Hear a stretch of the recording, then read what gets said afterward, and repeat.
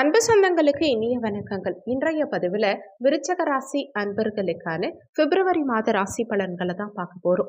இந்த காலகட்டத்தில் உங்களுக்கு சாதக பாதகங்கள் என்னென்ன, எந்தெந்த விஷயங்களை இந்த காலகட்டத்தில் நீங்க செய்யலாம், அவசியம் தவிர்த்துக்க வேண்டிய விஷயங்கள் என்னென்ன, எந்த தெய்வ வழிபாடு இந்த காலகட்டத்தில் உங்களுக்கு நன்மைகளை செய்யும், இது மாதிரியான தகவல்களை தெளிவாகவும் விரிவாகவும் பார்க்க போறோம். கொஞ்சம் கூட வீடியோவை ஸ்கிப் பண்ணாம முழுமையா பார்க்க முயற்சி செய்யுங்க. வாங்க வீடியோக்குள்ள போலாம். நமஸ்காரம். டிஆர்பி எக்ஸாம் எழுதுகிற டீச்சர்ஸ்க்கு முக்கியமான ஒரு இன்ஃபர்மேஷன். எங்ககிட்ட தரமான ஏற்கனவே டிஆர்பி எக்ஸாமில் பாஸ் பண்ண நோட்ஸ், பெஸ்ட்டான நோட்ஸ் இருக்குது. டிஆர்பி ஜுவாலஜி நோட்ஸ் இருக்குது. ஆல் சிலபஸ்மே கவர் ஆகிருக்கு. எல்லா சிலபஸ்க்கும் வித் கொஸ்டின் பேங்கோட எங்ககிட்ட நோட்ஸ் இருக்குது. Educational psychology and general knowledge நோட்ஸும் சேர்ந்தே கிடைக்கும். தேவைப்படுறவங்க கீழே கொடுக்கப்பட்டிருக்க கான்டாக்ட் நம்பருக்கு வாட்ஸ்அப் பண்ணுங்கள். முக்கிய குறிப்பு, ஜுவாலஜி டீச்சர்ஸ் மட்டும் கால் பண்ணுங்கள். விருச்சக ராசியை பொறுத்த வரைக்கும் விசாகம் 4ஆம் பாதம், அனுஷம் 1, 2, 3, 4ஆம் பாதங்கள், கேட்டை 1, 2, 3, 4ஆம் பாதங்களை உள்ளடக்கியது விருச்சக ராசி. விருச்சக ராசிக்கு அதிபதி செவ்வாய் பகவான். விருச்சக ராசி அன்பர்களுக்கு உங்க ராசி அதிபதியான செவ்வாய் பகவான் குரு பகவானுடைய வீட்டில் அமர்ந்திருக்கார். அதே மாதிரி குருவும் செவ்வாயுடைய வீட்டுல மேஷத்துல அமர்ந்திருக்காங்க. செவ்வாயுடைய வீட்டில் குருவும் குரு பகவானுடைய வீட்டில் செவ்வாயும் பரிவர்த்தனை பெற்று பரிவர்த்தனை யோகத்தோட பலமா இருக்கிறது உங்களுக்கு சிறப்பு தான். இந்த காலகட்டத்துல நீங்க நினைத்த காரியம் ஈடேறும், எடுத்த செயல்கள்ல வெற்றி கிடைக்கும், மன அமைதி கிடைக்கும், சிந்தனைகள் சிறப்பா இருக்கும். இந்த பிப்ரவரி மாதம் 5ஆம் தேதி உங்க ராசி அதிபதியான செவ்வாய் பகவான் 3ஆம் பாவகமான முயற்சி ஸ்தானத்துல மகர வீட்டுல உச்சமடைய போறார். இது இன்னமும் விசேஷம்தான். இந்த காலகட்டத்துல ராசி அதிபதி உச்சமாவும் வலிமையாவும் இருக்கும் காரணத்தினால நிறைய நற்பலன்கள் கிடைக்கும். அங்க கூடவே சூரியனும் புதனும் சேர்க்கை பெற்றிருக்காங்க. சூரிய பகவான் உங்களுக்கு தொழில் ஸ்தானாதிபதி, புதன் உங்களுக்கு அஷ்டமாதிபதியாகவும் லாபாதிபதியாகவும் இருப்பார். புதன் சூரியன் இணைந்து புதாதித்ய யோகத்தோட இருக்கும் காலகட்டத்துல அவங்களோட செவ்வாயும் ஆட்சி உச்சபலம் பெற்றிருக்கிறது விசேஷம்தான். இந்த காலகட்டத்தில் உங்களுக்கு தொழில் வளர்ச்சி அற்புதமாக இருக்கும். நீங்கள் எந்த தொழில் செய்கிறவங்களா இருந்தாலும் சரி, உங்கள் தொழிலை விரிவுபடுத்துறதுக்கும் தொழிலுக்கு தேவையான விஷயங்களை செய்கிறது, தொழில் மூலமா லாபம் அதிகரிக்கிறது, இது எல்லாமே இந்த காலகட்டத்தில் சிறப்பாக இருக்கும். தன குடும்ப வாக்குஸ்தானாதிபதியான குரு பகவான் ருணரோக சத்ருஸ்தானமான 6ஆம் பாவகத்துல மறைஞ்சிருந்தாலும் அவர் தன்னுடைய சொந்த வீட்டையே பாக்கிய பார்வையா தனஸ்தானத்தையே பார்க்கறது விசேஷம்தான். குருவை பொறுத்த வரைக்கும் இருக்கும் இடத்தை காட்டிலும் பார்க்கும் பார்வைக்கு பலம் அதிகம். அந்த விதத்துல தனக்காரகனான அந்த குரு பகவான் தனஸ்தானத்தையே பார்க்கறதுனால தன வருமானம் பெருகும், பொருளாதாரம் உயரும். குடும்பஸ்தானம் பலம் பெறுவதனால குடும்பத்துல சுபகாரியங்கள் செய்யும் அமைப்பை உண்டாகும். ஏன்னா சுக்கிரனும் அங்க சேர்ந்து அமர்ந்திருக்கார். கலத்திர ஸ்தானாதிபதி சுக்கிரன் அந்த தனஸ்தானத்துல அமர்ந்து குரு பகவானுடைய பார்வையும் தனஸ்தானத்துக்கு கிடைக்கும் காரணத்தினால குடும்பத்துல ஒரு புதிய உறுப்பினரை இணைக்கக்கூடிய அமைப்பை உண்டாக்கும், சுபகாரியங்கள் செய்யும் அமைப்பை உண்டாக்கும், குடும்பத்துக்கு தேவையான பொருட்களை வாங்கக்கூடிய அமைப்பை உண்டாக்கும், குடும்பத்துக்கு நிறைய நல்ல விஷயங்கள் செய்யக்கூடிய அமைப்பை உண்டாக்கும். வாக்குஸ்தானமும் இதுவே.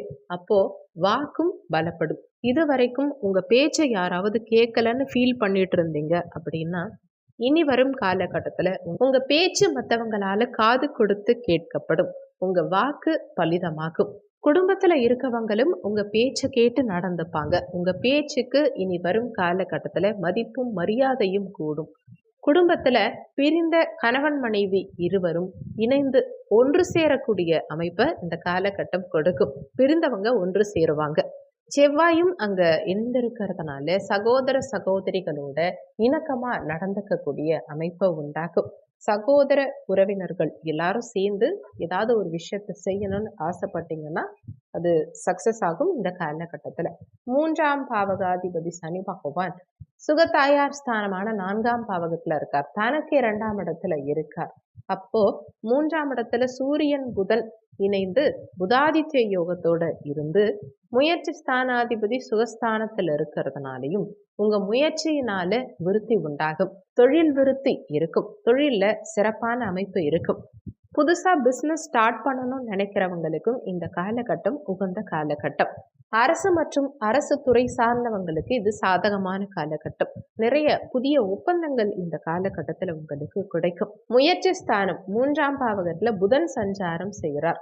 வியாபார நுணுக்கம் சார்ந்த விஷயங்கள் இந்த காலகட்டத்துல சாதகமாகும். புத்திகாரகன் புதன் பகவான் 3ஆம் பாவகத்துல இருக்கிறதுனால எந்த இடத்துல எதை பேசி அதை கச்சிதமா முடிக்கணும் அப்படிங்கிற நுணுக்கம் இவங்களுக்கு தெரியும். எந்த இடத்துல எதை பேசணும்னு கரெக்டா பேசி எந்த விஷயத்த எப்படி சாதிக்கணுமோ அப்படி சாதிப்பீங்க.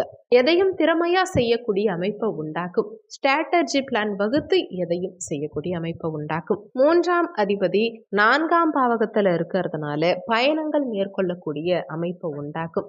பயணங்களால அனுகூலங்கள் உண்டாகும்.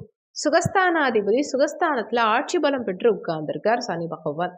அப்போ ரியல் எஸ்டேட் சார்ந்த துறைகள்ல இருக்கவங்களுக்கு சாதகமான காலகட்டம் இது. நிறைய அனுகூலங்கள் இந்த காலகட்டத்துல உங்களுக்கு இருக்கும். ஆனா சுகஸ்தானத்துல சனி பகவான் இருக்கிறதுனால தாயினுடைய உடல்நலம் சார்ந்த விஷயத்துல கொஞ்சம் கவனமா இருந்துக்கணும். தாய்க்கு உடல்நல தொந்தரவுகள் வரத்துக்கு நிறைய வாய்ப்புகள் இருக்கு. 5ஆம் இடம் பூர்வ புண்ணிய ஸ்தானத்துல ராகு பகவான் இருக்கார். குரு பகவானுடைய வீட்டுல ராகு இருக்கிறதுனால ராகு சுபத்துவம் அடைஞ்சு பெரிய அளவுல உங்களுக்கு தொந்தரவுகளை ஏற்படுத்த மாட்டார். குழந்தைகளுடைய படிப்பு சார்ந்த விஷயங்கள் நல்லாவே இருக்கும். அதே மாதிரி குழந்தைகளுடைய உடல்நலம் சார்ந்த விஷயத்துல சற்று அக்கறை எடுத்துக்கிறது நல்லது. குழந்தைகள் வெளிநாடு சென்று படிக்கக்கூடிய அமைப்பையோ அல்லது வெளிநாட்டுக்கு போய் வேலை பார்க்கக்கூடிய அமைப்பையோ அந்த காலகட்டம் கொடுக்கும்.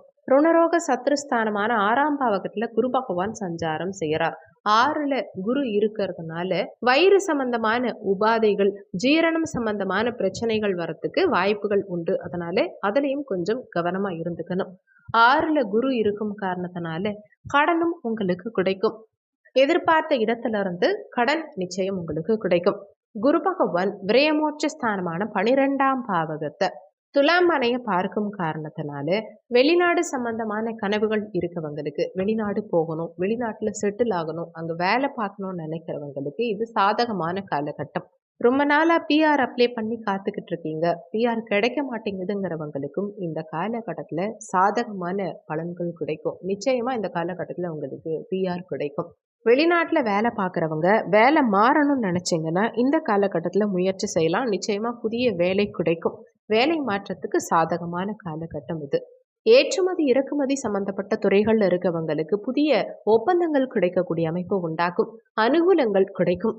அந்நிய மதம் சார்ந்த துறைகள்ல இருக்கவங்களுக்கும் நல்ல செய்தி கிடைக்கக்கூடிய காலகட்டம் இது.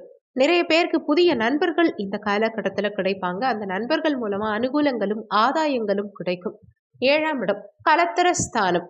அந்த கலத்திர ஸ்தானாதிபதி சுக்கிர பகவான் தனக்குடும்ப வாக்குஸ்தானத்துல அமர்ந்திருக்கிறதுனால குடும்பத்துல புதிய உறுப்பினரை இணைக்கக்கூடிய அமைப்பை உண்டாக்கும். குரு பகவான் 6ல மறைஞ்சிருந்து குரு பலன் இல்லாம இருந்தாலும் கலத்திர ஸ்தானாதிபதி குடும்பஸ்தானத்துல அமர்ந்திருக்கிறதுனாலையும் உங்க சுய ஜாதகத்துல நல்ல தசாபுத்தி நடக்குது. அப்படிங்கிற பட்சத்துல தாராளமா திருமண பாக்கியம் உங்களுக்கு சாதகமாகவே இருக்கும். வீட்டில் சுபகாரியங்கள் செய்யக்கூடிய அமைப்பை உண்டாக்கும். அஷ்டமாதிபதியான புதன் பகவான் 3ஆம் பாவகமான முயற்சி ஸ்தானத்துல அமர்ந்திருக்கார். 8க்குரியவன் தனக்கு 8ல போய் மறைஞ்சிருக்கார். அப்போ வலி வேதனைகளை கொடுத்துக்கிட்டு இருந்த விஷயங்கள் இந்த காலகட்டத்துல தீரும். வம்பு வழக்கு பிரச்சனைகள்ல மாட்டிக்கிட்டு இருந்தவங்க அதிலிருந்து விடுபடக்கூடிய அமைப்பை உண்டாக்கும். இந்த மாதம் பிப்ரவரி 13ஆம் தேதி சூரிய பகவான் சுகஸ்தானத்துல அமர இருக்க.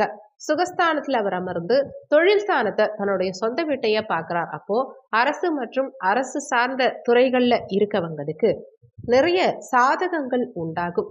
அரசாங்க அனுமதி, இப்போ புதிய தொழிலை ஆரம்பிக்கிறதுக்கு அரசாங்க அனுமதி கேட்டு அப்ளை பண்ணி காத்துக்கிட்டு இருக்கீங்கன்னா அந்த அரசாங்க அனுமதி உங்களுக்கு சாதகமா கிடைக்கும்.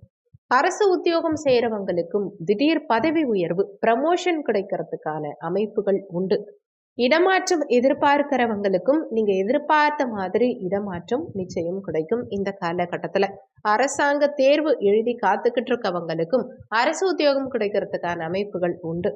ஒரு சிலர் ஸ்டேட் கவர்மெண்ட்ல ஒர்க் பண்ணிட்டு இருக்கீங்கன்னா சென்ட்ரல் கவர்மெண்ட் ஒர்க் பண்றதுக்கும் இந்த காலகட்டம் சாதகமான அமைப்பு. நிச்சயம் இந்த காலகட்டத்தில் நீங்க எதிர்பார்த்த மாதிரி வேலை உங்களுக்கு கிடைக்கும்.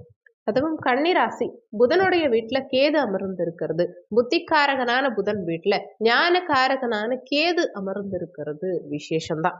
எதை செஞ்சா நல்லது, எதை செஞ்சா கெட்டது அப்படிங்கிற அந்த உள்ளுணர்வோட, புத்தி கூர்மையோட, ஞானத்தோட செயல்படக்கூடிய அமைப்பை உண்டாக்கும். அப்போ உங்க உள்ளுணர்வு என்ன சொல்லுதோ அதுபடி நீங்க நடந்துக்கிட்டீங்கனாலே, அதுபடி நீங்க செஞ்சீங்கனாலே எதுலையுமே வெற்றி கிடைக்கும், பிரச்சனைகள் வராது.